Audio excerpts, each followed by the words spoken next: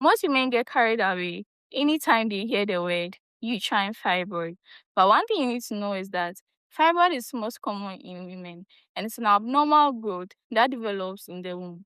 However, most women experience this without knowing, especially when they are too small and do not cause symptoms. Fibroids are formed due to hormonal imbalance. There are these hormones in our body known as progesterone and estrogen. Progesterone and estrogen are very vital to our reproductive health. They help the uterus to grow.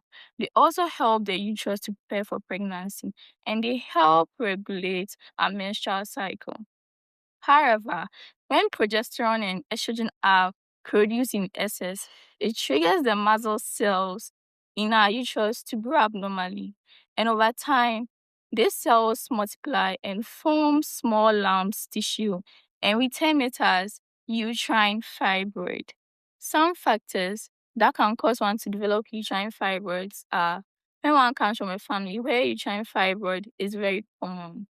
Also, if you are too fat or obese, you're at a high risk of developing uterine fibroid because fat increases estrogen level.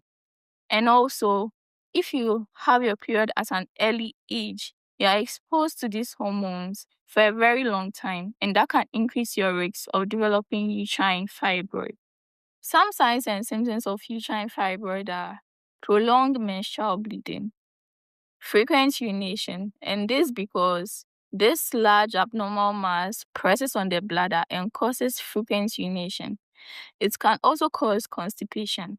This because this abnormal mass presses on the rectum and prevents passage of feces.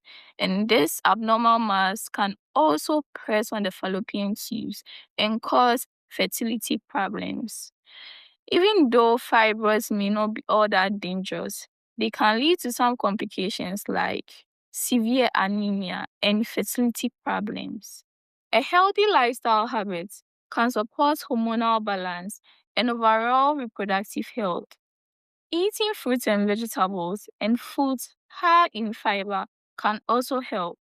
Again, engaging in regular exercises to maintain a healthy weight and reducing stress is very, very important because it helps reduce estrogen levels. And finally, going for regular medical checkups is very important for early detection and treatment.